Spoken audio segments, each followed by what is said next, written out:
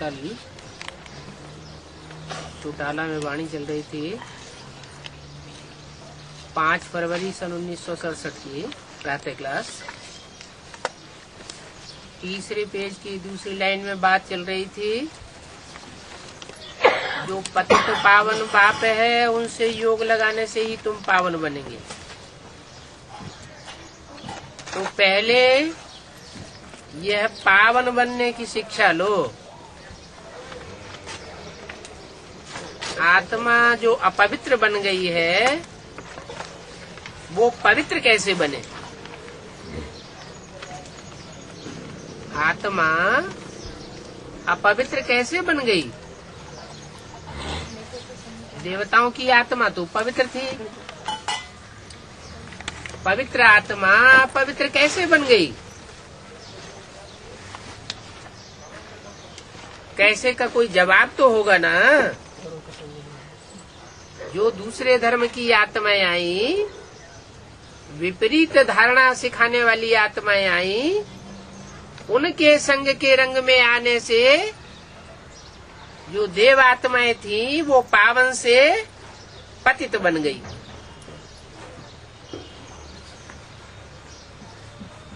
तो पतित पने का वर्षा कब से मिलना शुरू हुआ? द्वैतवादी युग से, द्वापर से, जब से दो धर्म, दो धारणाएं शुरू हो गई।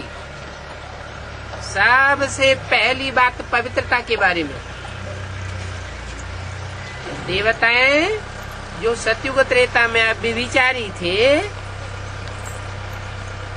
वो द्वैतवादियों के आने से व्यभिचारी बन गए। वहाँ देवताएं सतयुग त्रेता में मर्यादा पुरुषोत्तम होते थे। उनकी मर्यादा स्नेह और प्यार की एक में बंधी हुई होती थी सारा जीवन। सिर्फ एक जीवन की बात नहीं है, जन्म जन्मांतर की बात है। वो मर्यादा इन विदेशियों और विधर्मियों के संग के रंग में आने से टूट गई। और टूटने की शुरुआत कहाँ से हुई? जैसे सतयुग के राधा कृष्ण दिखाए गए हैं, लक्ष्मी नारायण दिखाए गए हैं, तो राधा कृष्ण की दृष्टि एक दूसरे में डूब रही है। उनकी दृष्टि किसी और में नहीं जाती। राधा की दृष्टि कृष्ण में जाती, कृष्ण की दृष्टि राधा में जाती। वो पवित्र दृष्टि वृत्ति की बात द्वापर से बिगड़ गई। जो विचार फैलाने वाले धर्म आए, उन्होंने आकर के दृष्टि में, वृत्ति में विचार फैला दिया। और तब से भारत का पतन होना शुरू हुआ।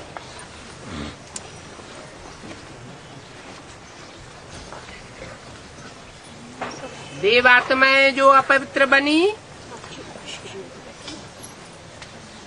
वो फिर अब पवित्र कैसे बने? तो बाबा बताते हैं उल्टी सीढ़ी चढ़नी पड़े।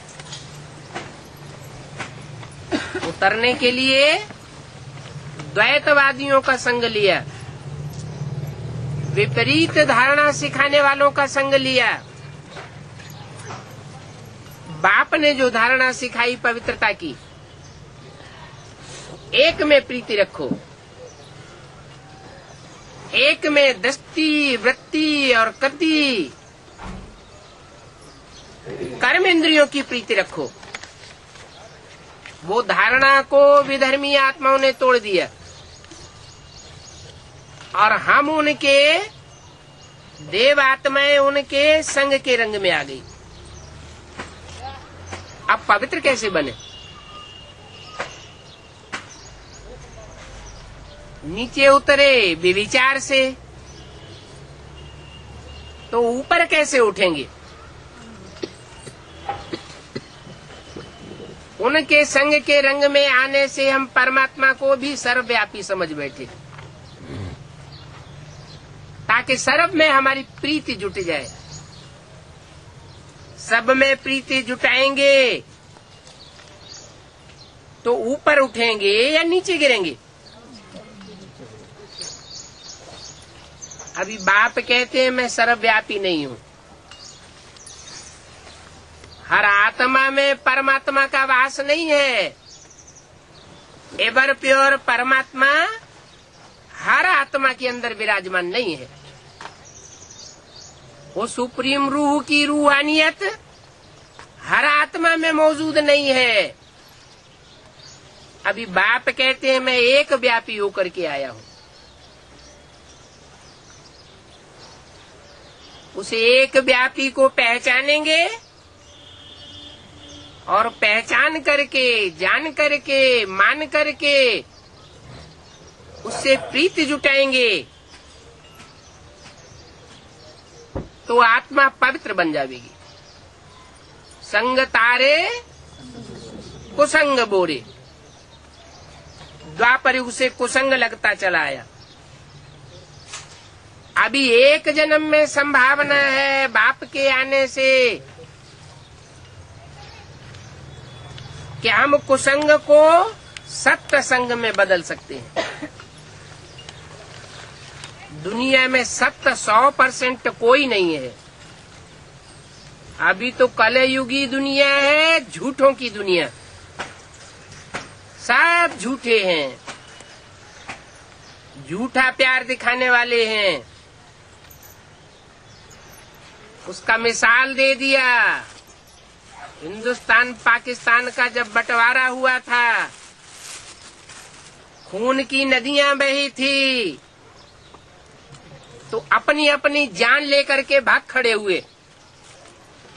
7-7 तालों में जिन्होंने बंद करके रखा, बहुत प्रीति दिखाई, वो सब भाग खड़े हुए।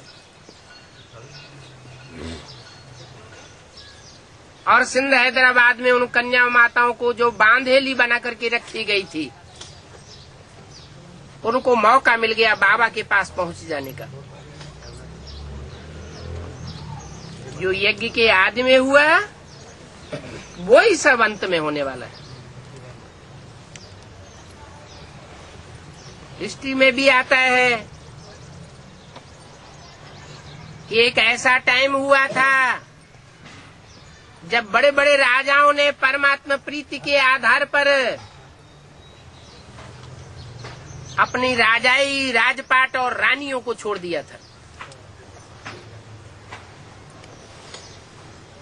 वो तो सन्यासियों की प्रीति थी, वो प्रवृत्ति मार्ग की प्रीति नहीं थी। अभी तो बाप प्रवृत्ति मार्ग में आया हुआ है। प्रवृत्ति में रह करके प्रवृत्ति मार्ग वालों को राजयोग सिखाई रहा है। ये प्रवृत्ति मार्ग का राजयोग सिवाय परमपिता परमात्मा की और कोई नहीं सिखा सकता।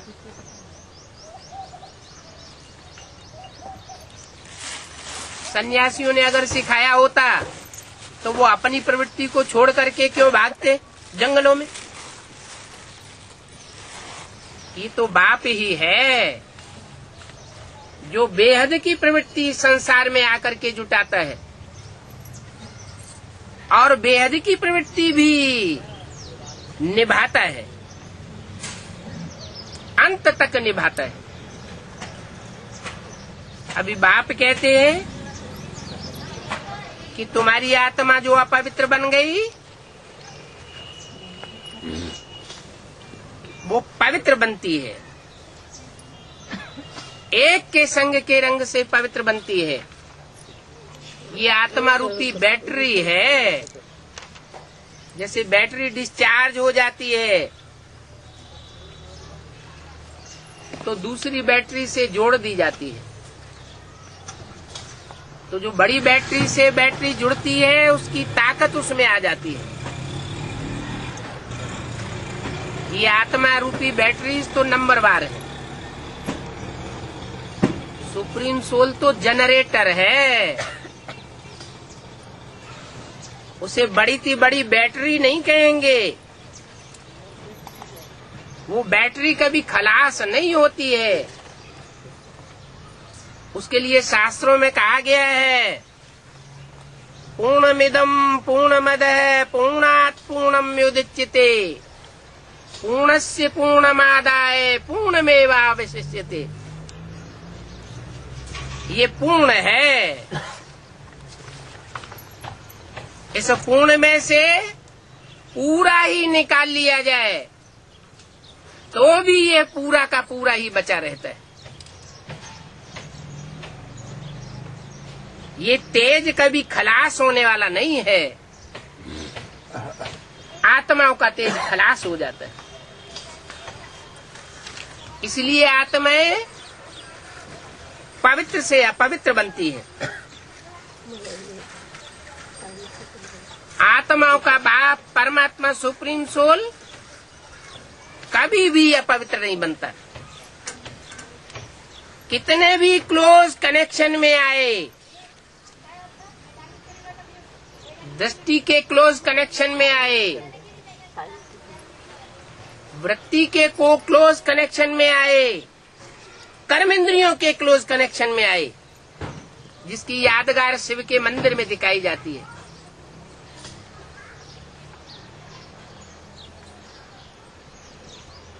इसलिए उसका लिंग ही पूजा जाता है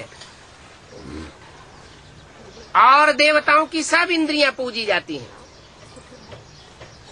लेकिन शिव का लिंग पूजा जाता है। क्यों? ये यादगार है इस बात की कायम भक्ति मार्ग में कि वो इस धरा पर जब आया तो कर्मेंद्रियों के क्लोज कनेक्शन में आने के बावजूद भी नीचे नहीं गिरता, क्षरित नहीं होता, पतित नहीं बनता। ऊंची स्टेज से नीची स्टेज में गिरता नहीं है। यहाँ तक कि जिसमें एक व्यापी बन करके आता है वो आत्मा भी आत्मा है, परंतु उसको भी ऐसा संग का रंग लगता है कि ज्यादा समय तक नीचे गिरा हुआ नहीं रह सकता, क्योंकि सुप्रीम सोल उसमें प्रवेश करता है। मन संग का रंग सबको लगता है, रामकृष्ण की आत्माओं को भी लगता है, जिनमें प्रवेश करके परमात्मा 84वें अंतिम जन्म में माता पिता के रूप में संसार के सामने प्रत्यक्ष होते हैं। उन माता पिता का नाम दिया हुआ है शास्त्रों में, जगतम पितरम वंदे पार्वती परमेश्वरो। वो जगत के माता पिता बनकर के संसार के सामने प्रत्यक्ष होते हैं। उनकी यादगार शिव के मंदिर में दिखाई हुई है। वो यादगार ये साबित करती है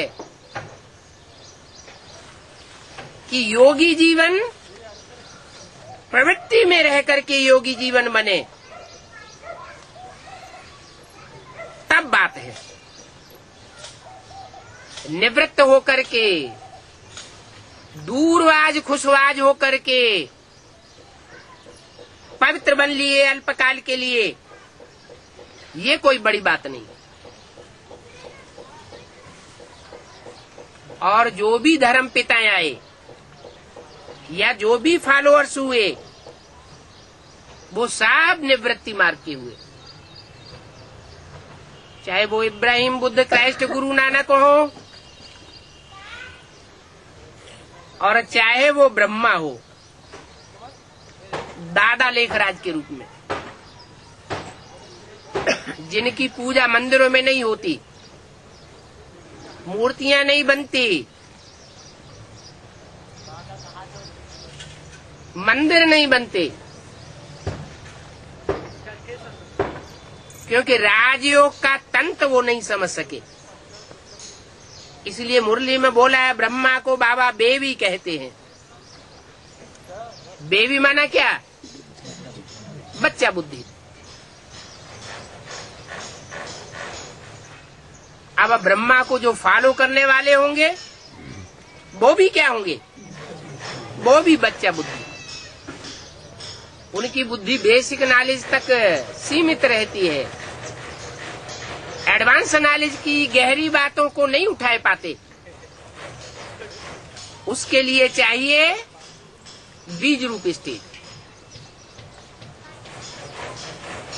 जो सदा मुरलियों में बताते रहे कि बाप समान स्टेज धारण करनी है, देह भान को त्यागना है, आत्मा बनेंगे तो निराकारी बनेंगे। आत्मा माने ज्योति बिंदु, निराकारी बनेंगे तो निर्विकारी बनेंगे। साकार भान में रहेंगे तो कर्मेंद्रियां चंचल होती रहेंगी। सुबह से लेकर के शाम तक जितनी प्रैक्टिस करेंगे, मैं आत्मा ज्योति बिंदु हूँ, स्टार हूँ, उतना ही निराकारी स्टेज बनती जाएगी और बाप के नजदीक पहुंचते जाएंगे। हमारी आत्मा रूपी बैटरी बाप के नजदीक पहुंचेगी तो चार्ज होती जाएगी। इसलिए बोला भी है, आत्मा रूपी सुई की सारी कटने पर तुम बच्चे डायरेक्ट बाप से सीखोगे। डायरेक्ट का कनेक्शन जास्ती होगा या जो इनडायरेक्ट है उसका कनेक्शन जास्ती होगा? जो डायरेक्ट कनेक्शन जोड़ेंगे उनको डायरेक्ट पावर मिलती है। एडवांस में ज्ञान में आने वाले सब डायरेक्ट बाप से कनेक्शन जोड़ने वाले, लेकिन बाप को नंबरवार पहचानते हैं, नंबरवार निश्चय बुद्धि बनते हैं। जितना पहचानते हैं उतना समर्पण बुद्धि बनते हैं।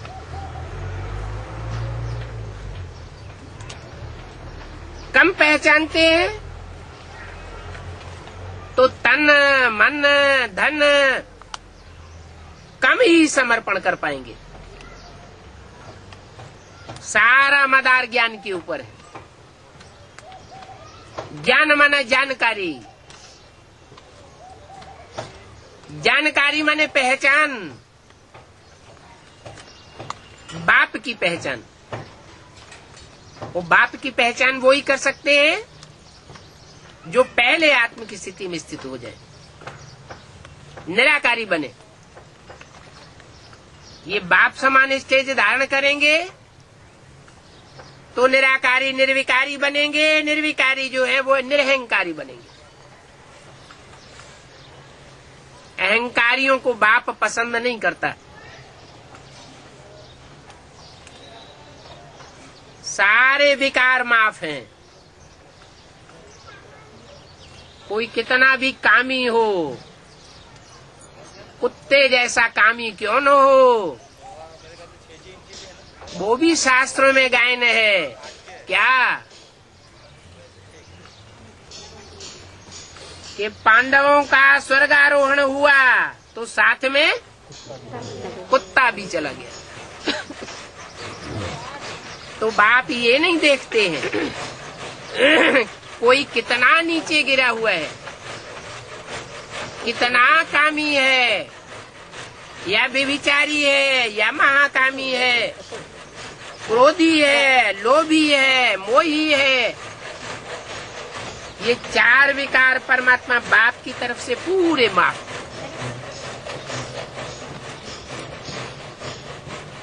लेकिन अगर अहंकारी है तो बाप की ओर से माफ नहीं होता। ऐसे भी नहीं कि बाप उन बच्चों को घृणा करता है। दुनिया में ऐसे ही होता है जिसको जो घृणा करता है उसको अपने नजदीक नहीं आने देता।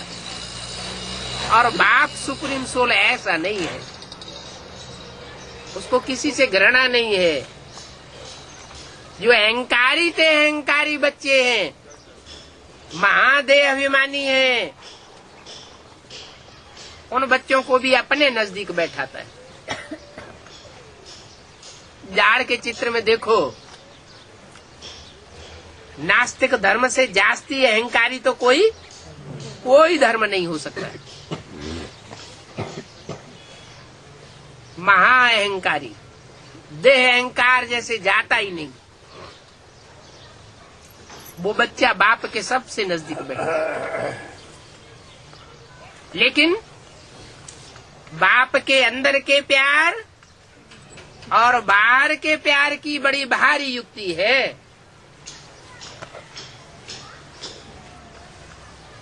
देखने में बच्चा भी समझता है कि बाबा हमको बहुत प्यार करता है। जैसे माउंट आबू की सभा जुड़ी हुई होती है व्यक्त बाप दादा की, तो चिपक करके कौन बैठते हैं? वो समझते हैं हम बहुत प्यारे हैं। पब्लिक भी क्या समझती है? अरे अरे अरे अरे, ऐसे दीदी दादियों जैसा प्यार हमको भी मिला होता। लेकिन बाप कहते हैं गुड़ जाने गुड़ की गोथरी जाने। माना बाप जिस मुकर्रर रथ में आता है वो इन बातों को समझ सकता है, और किसी की बुद्धि में ये बातें पूरी रीति बैठती नहीं है। अगर पूरी रीति बैठ जाए तो पूरा पूरा मनमना भव हो जाए। मनमना भव की निशानी क्या होगी? है जो बाप का संकल्प सो बच्चे का संकल्प। माना संकल्प मात्र भी विरोधाभास नहीं हो सकता। वाचा में बाप की वाचा से वाचा टकरा जाए, ये तो बड़ी बात हो गई। और कर्मेंद्रियों का झगड़ा होने लगे, मारपीट हो जाए बाप और बच्चे के बीच में, ये तो बहुत ही बड़ा काम हो गया दुष्टता का।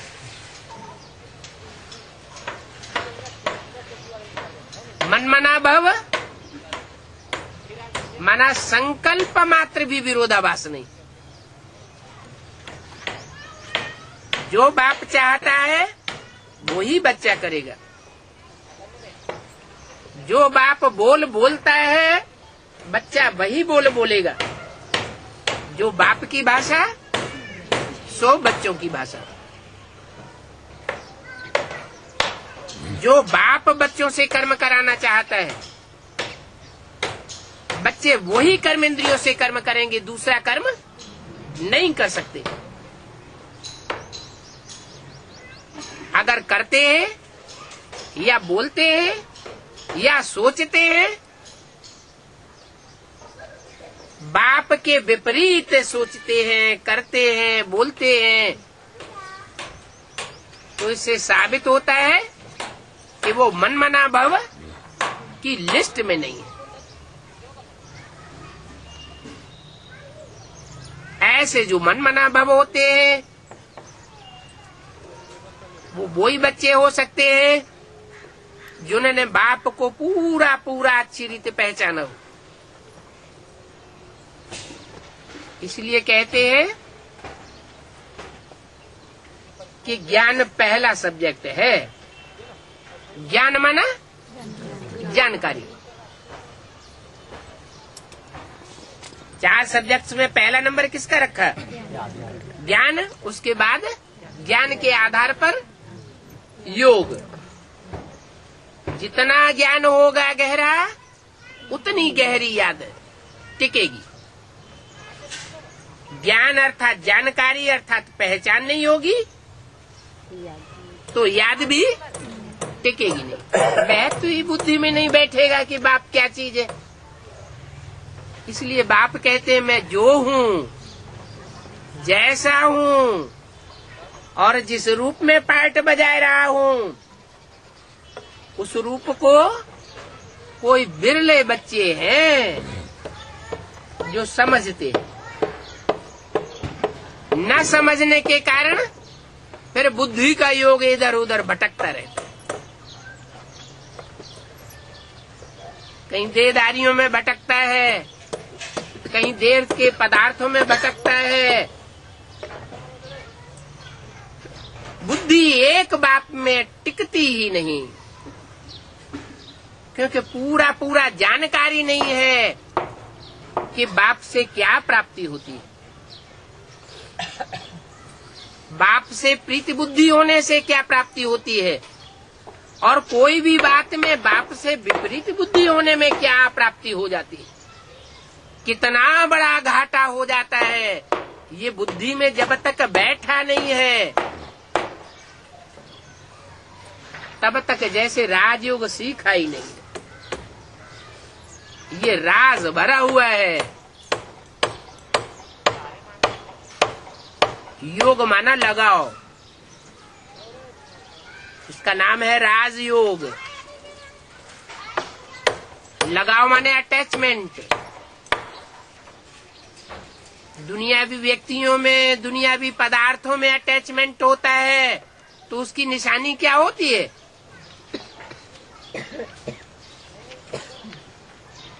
बुद्धि का झुकाव बार बार उसी देहधारी की तरफ या उसी वस्तु की तरफ जाता है। जैसे कोई आदमी मरता है तो उससे पूछा जाता है क्या चाहिए, तो कहता है हमें लड्डू याद आता है, तो लड्डू उसको दिया जाता है। अंतमते सोगते। अभी तो सारी दुनिया की अंतमते है, दुनिया ही खलास होने वाली है। अभी अंत समय में जहाँ जहाँ जिसकी बुद्धि लटकी हुई है, अगर अंत तक वो बुद्धि लटकी रही, खिंचाव होता रहा उस देहधारी का, तो उस देहधारी से ऊंचा पद पा सकेंगे क्या? है? जिस देहधारी में बुद्धि लटकी होगी उससे ऊंचा पद नहीं हो सकता। ज्यादा से ज्यादा उसके समान पद हो सकता है। तो बाप कहते हैं सबसे बुद्धि योग तोड़ो और मुझे एक संग जोड़ो। एक के साथ जोड़ने से क्या प्राप्ति होती है, ये बिरले बच्चे जानते हैं।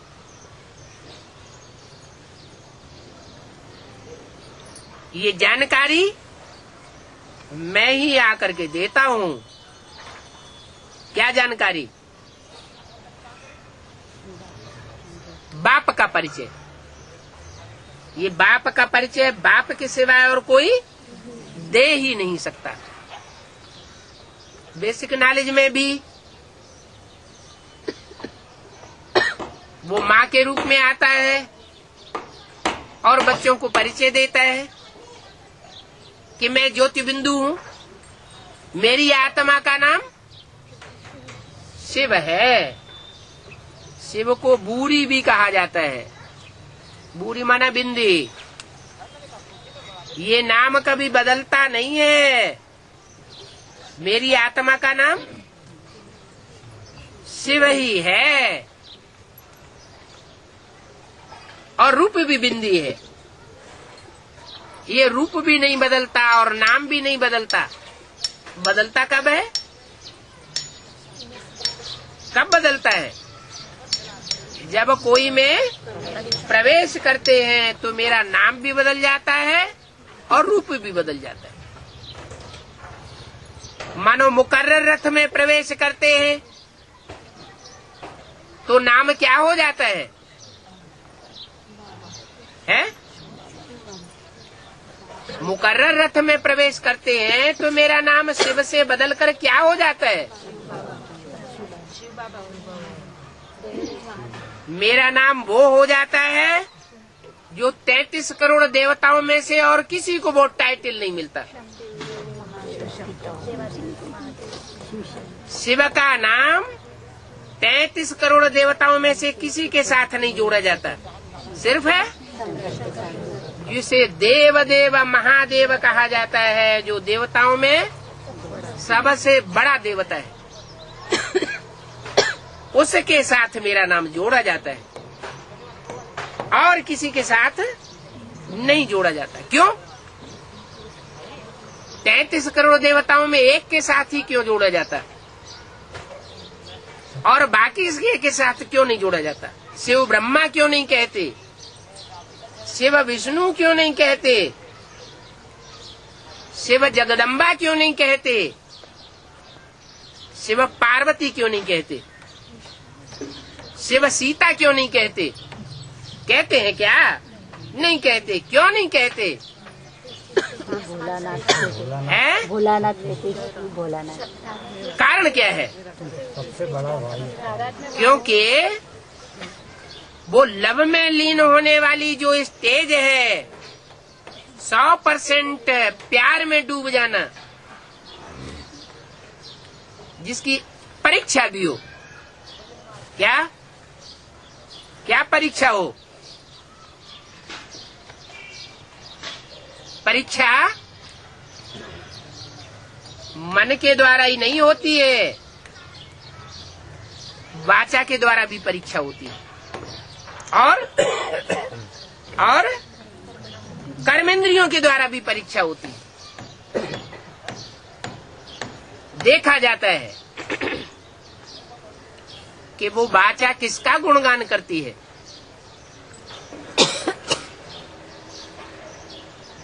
एक बाप के मुकाबले किसी और को प्रियोरिटी तो नहीं देती है। अगर वाचा एक बाप के मुकाबले किसी और की प्रशंसा करती है, किसी दूसरी आत्मा को उस स्टेज पर रख देती है, तो प्यार एक के प्रति कहा जाएगा या दो के प्रति कहा जाएगा? प्यार अद्वैतवादी हुआ या द्वैतवादी प्यार हुआ? द्वैतवादी हो जाता है। और जहाँ दो के साथ प्रीति होती है वो कभी परिपूर्ण नहीं होती।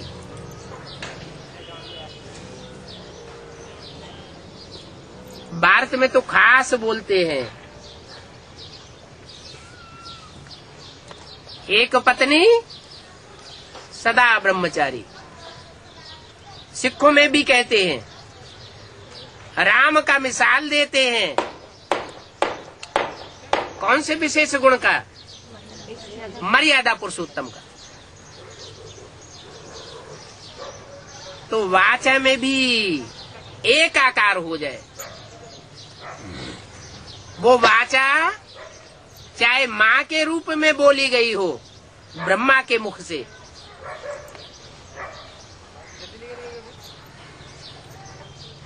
लेकिन उस वाचा में भी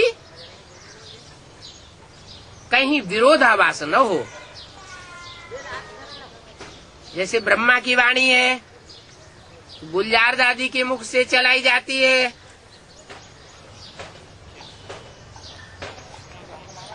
कोई क्रास नहीं दिखाई पड़ता मुरली में और अव्यक्त वाणी में। किसी वाक्य में किसी को कोई क्रास दिखाई पड़ा हो, विपरीतार्थक बातें दिखाई पड़ती हो, तो बतावे।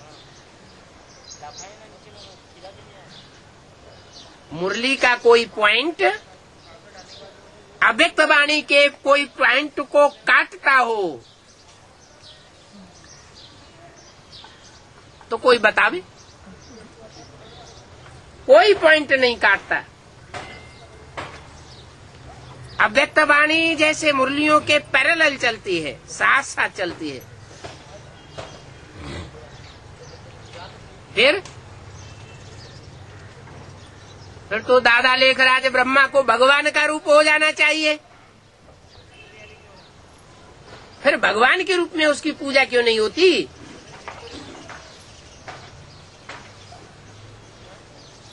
फिर तो ब्रह्मा का नाम शिव के साथ जुड़ जाना चाहिए ना, क्यों नहीं जुड़ जाता?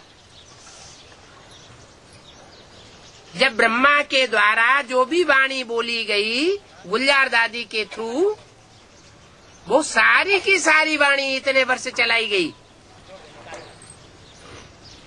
और मुरलियों के अनुकूल है, प्रतिकूल एक शब्द भी नहीं।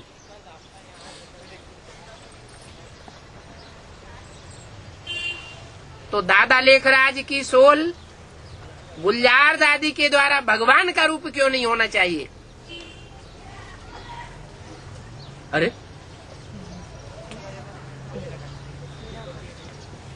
एक अंतर फिर भी है।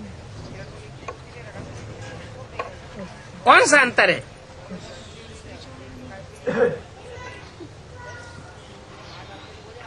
कोई की बुद्धि में नहीं आता है? पवित्र नहीं, वो तो आता ना आता बात अलग हो गई, लेकिन वाणी की बात हो रही है। अव्यक्त वाणी और जो व्यक्त वाणी है उसमें विशेष अंतर एक बात का फिर भी है। वो अंतर ये है कि दादा लेखराज ब्रह्मा के तन के थ्रू जो वाणी चलाई जाती थी वो सुप्रीम सोल के द्वारा चलाई गई थी, और गुलजार दादी के तन के द्वारा जो वाणी चलाई जाती है वो सुप्रीम सोल के द्वारा नहीं चलाई जाती। किसके द्वारा चलाई जाती? देव आत्मा के द्वारा चलाई जाती। तो जो जैसा होगा वैसी ही पढ़ाई पढ़ाएगा। देवता होगा तो देवताई वाणी सुनाएगा। देवता माना धारणा युक्त। देवता किसे कहा जाता है? जो धारणाओं से भरा पूरा हो उसे कहेंगे देवता। धारणाहीन हो, ज्ञान तो रावण में भी दिखाया गया है चित्रों में। वेद शास्त्र रावण के हाथों में भी दिखाए जाते हैं और वेद शास्त्र ब्रह्मा के हाथों में भी दिखाए जाते हैं। फिर अंतर क्या है? कोई अंतर है? ब्रह्मा ने उस ज्ञान को धारण किया और रावण ने उस ज्ञान को धारण नहीं किया। इसलिए ब्रह्मा देवता की कोटि में आता है और रावण राक्षसों की कोटि में आता है। तो यहाँ वाणी की बात हो रही थी।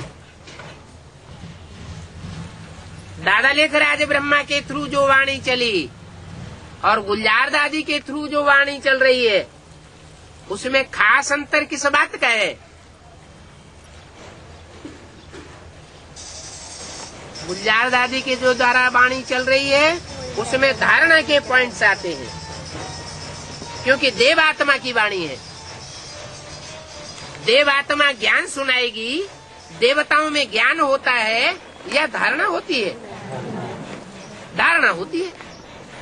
तो वो देव आत्मा धारणा की वाणी सुनाती है और शिव बाप धारणा की भी बातें सुनाते हैं, तो साथ साथ ज्ञान की विशेष बातें सुनाते हैं। वो ज्ञान का सागर है।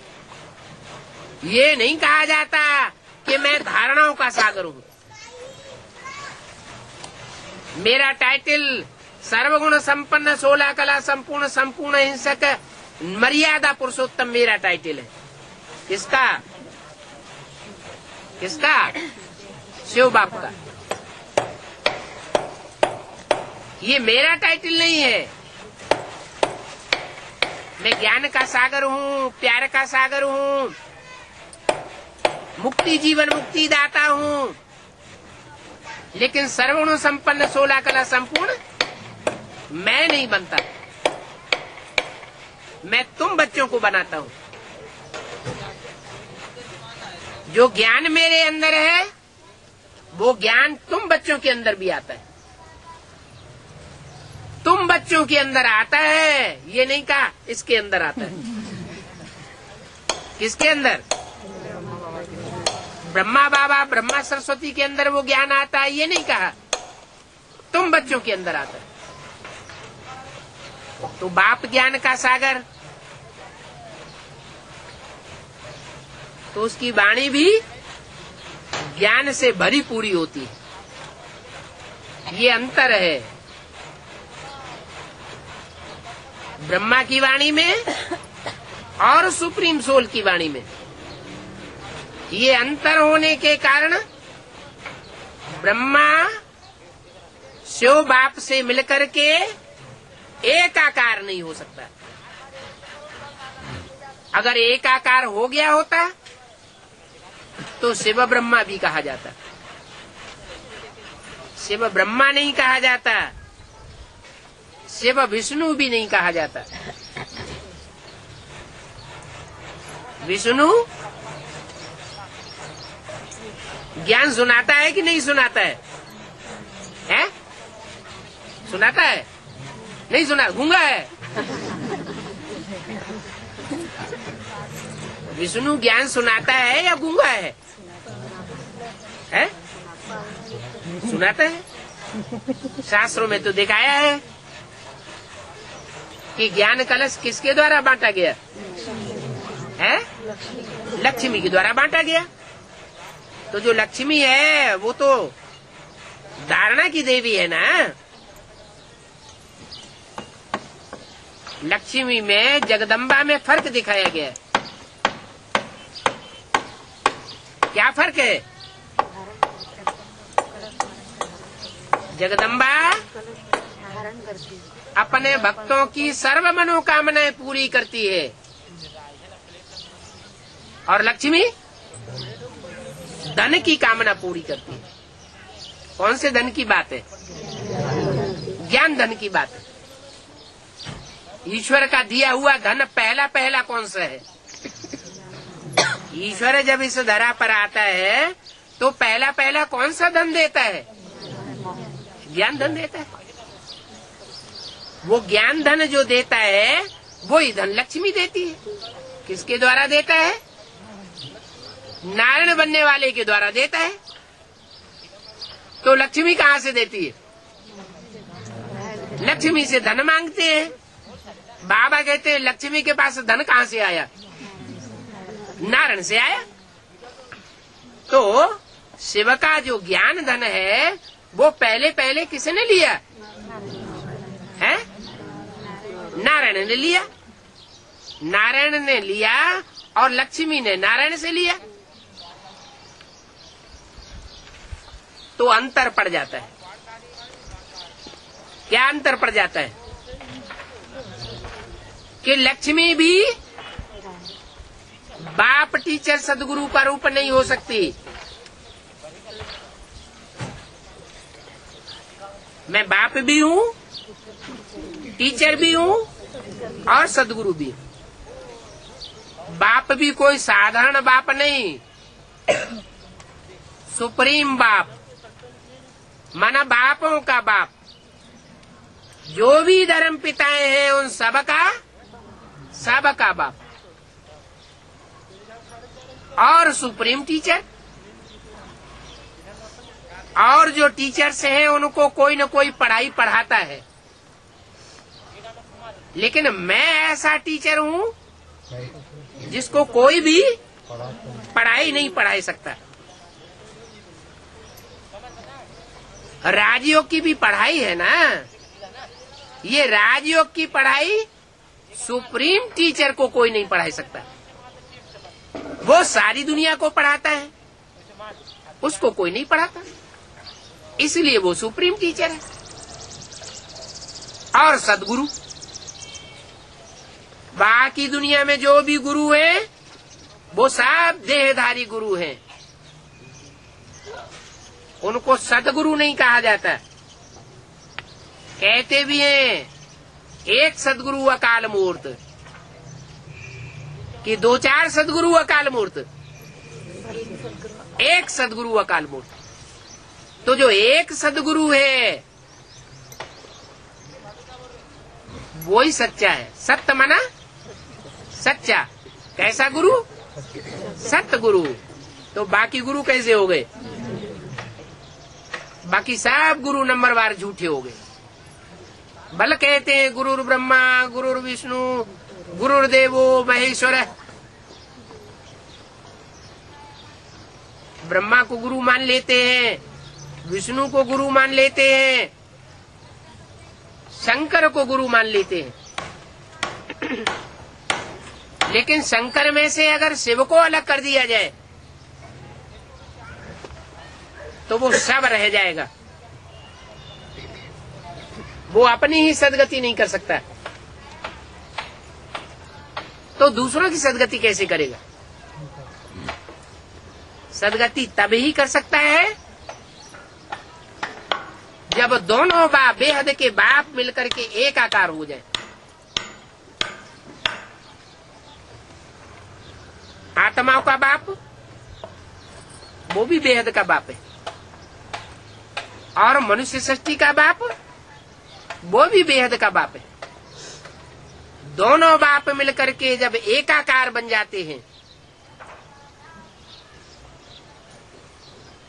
तब कहा जाता है सदगुरु। और सदगुरु निराकार होता है, माने बिंदी होता है या साकार होता है?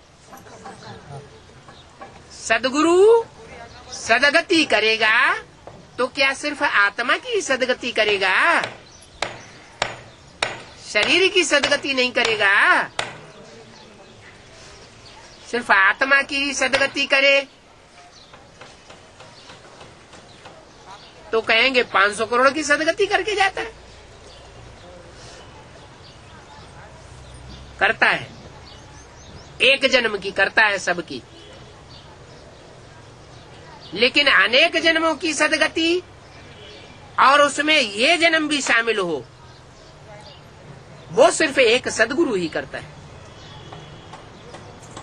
और सबकी नहीं करता। सिर्फ उनकी सदगति करता है जो नंबरवार मन मना भव बनते हैं,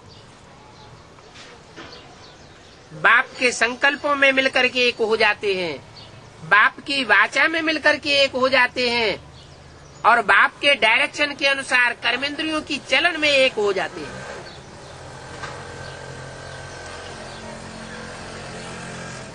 उन आत्माओं की सदगति होती है और शरीर सहित सदगति होती है। इसलिए बोला है आत्मा रूपी बिठैया और शरीर रूपी नवैया, दोनों का खिवैया एक बाप है। मैं ऐसा धोबी हूँ जो तुम्हारे शरीर रूपी वस्त्र को बढ़िया बना करके जाता हूँ। ऐसा धोबी किस काम का? जो वस्त्र फाड़ के रख दे और कहे अगले जन्म में ले लेना। बाप कहते हैं नहीं, मैं तो इसी जन्म में तुम्हारे शरीर रूपी वस्त्र को कंचन काया बना कर जाता हूँ। आत्मा भी कंचन बनती है, सच्ची बनती है। कंचन माना सोना, सोना माना सच्ची। और आत्मा जिस शरीर में बैठी है वो शरीर भी कंचन काया बन जाता है, क्योंकि आत्मा का संग शरीर को लगता है। आत्मा पावन बनती है तो शरीर भी पावन बनता है।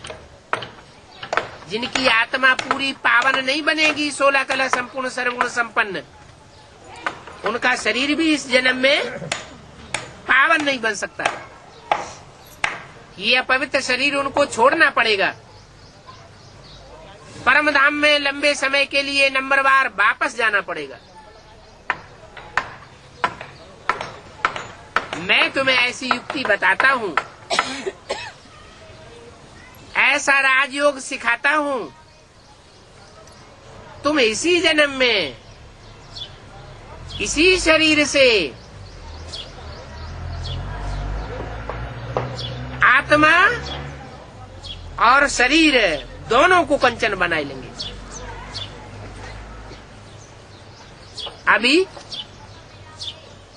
अभी समय है।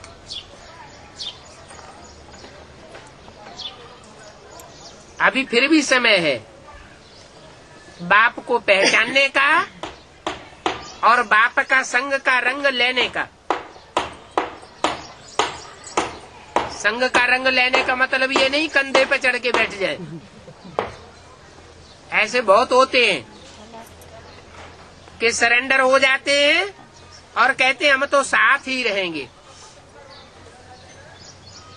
लेकिन रहें साथ में शरीर से और बुद्धि बाहर की दुनिया में भटकती रहे तो आत्मा का कल्याण होगा? मन बुद्धि को ही तो आत्मा कहा जाता है। मन बुद्धि रूपी आत्मा बाहर की दुनिया में पड़ी हुई रहती है और तन शरीर से बाप के पास रहे पड़े हैं, बाप के घर में रहे पड़े हैं, बाप का अन्न खाते हैं, बाप के दिए हुए कपड़े पहनते हैं, बाप के दिए हुए मकान में रहते हैं, लेकिन मन बुद्धि बाहर भागती रहती है। तो मन बुद्धि रूपी आत्मा का कल्याण होगा? नहीं होगा। अच्छा, शरीर का कल्याण होगा? जब आत्मा का ही कल्याण नहीं हुआ तो शरीर का कल्याण होने का तो सवाल ही नहीं। आत्मा जहाँ भागेगी शरीर भी एकदम भाग जाएगा। लंबे समय तक का जो पुरुषार्थ होता है वो अंत समय में वो पुरुषार्थ जागृत हो जाता है। लंबे समय तक जैसा जैसा संकल्प करेंगे अंतिम क्षणों में वही संकल्प सिद्ध हो जाएगा। तो लंबे टाइम तक जिनकी बुद्धि बाहर रहेगी अंतमते सुगति हो जाएगी। बाहर की दुनिया में भाग खड़े होंगे। माया की जब फाइनल परीक्षा होगी, इसलिए बोला कि दिल से मुख से निकले बाबा मेरा बाबा। दिल की आवाज नहीं निकलती है, बाहर की आवाज से सुनाते हैं मेरा बाबा। मैं जितना बाबा को प्यार करता हूँ करती हूँ उतना दुनिया में कोई नहीं करता होगा। ये दिखावे की भाषा हो जाती है।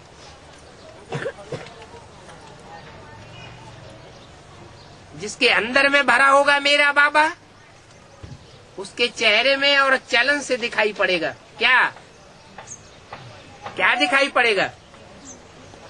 कि बाबा तो इनको मिला है और हमको नहीं मिला।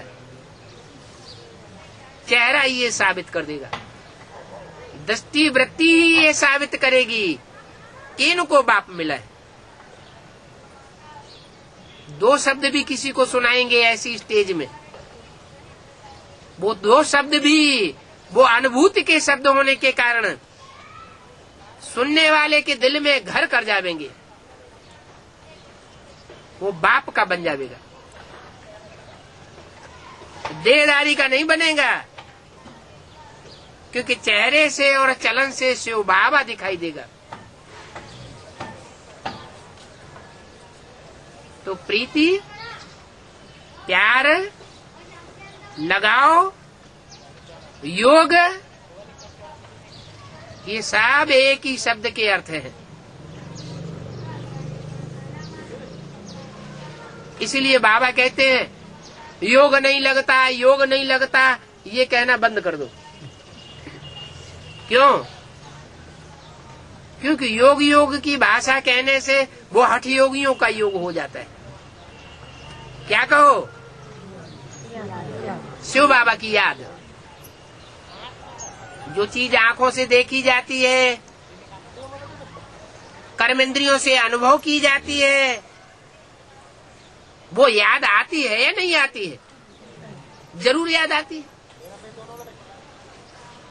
ये अभ्यास है कर्मेंद्रियों का 63 जन्मों का। जहां जहां कर्मेंद्रियों का, ज्ञानेंद्रियों का संग जाता है, वो संग का रंग बुद्धि के ऊपर बैठ जाता है।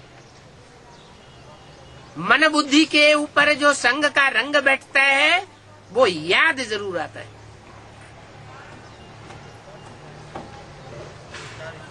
यहां भी बाबा कहते हैं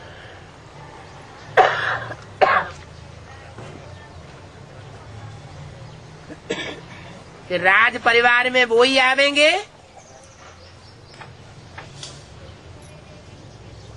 जो संगी साथी बनेंगे। कितने आवेंगे? 16,108। वो तन से, मन से, धन से, समय और संपर्क से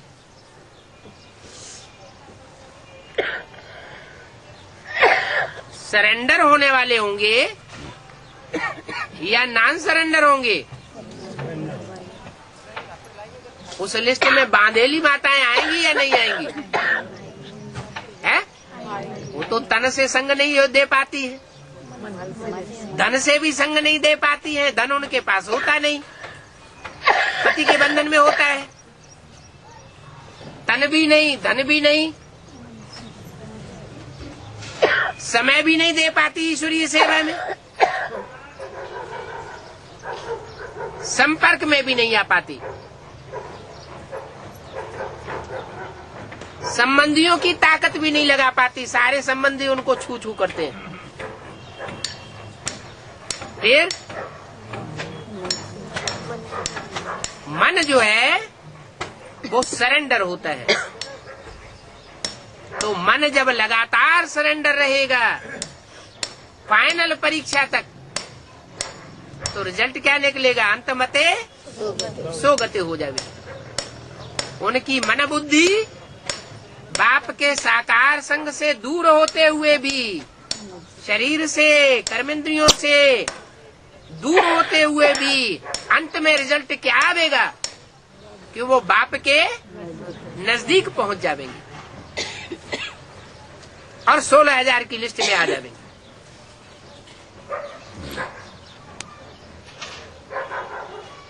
और अभी मिसाल दिया, जो पहले पहले सरेंडर हो जाते हैं और बुद्धि बाहर की दुनिया में धरी रहती है, वो दूर हो जाएंगे। तो जो दूर हो जाएंगे अंत समय में, वो फिर 16,000 की लिस्ट में आवेंगे या नहीं आवेंगे? नहीं आएंगे। हैं? नहीं आएंगे। फालतू सरेंडर हुए हैं? फालतू सरेंडर हुए, भाग जाना चाहिए हैं? नहीं, नियम है कि जो भी एक बार भी सरेंडर हुआ तो बाप अंत तक साथ देने के लिए बांधा हुआ है।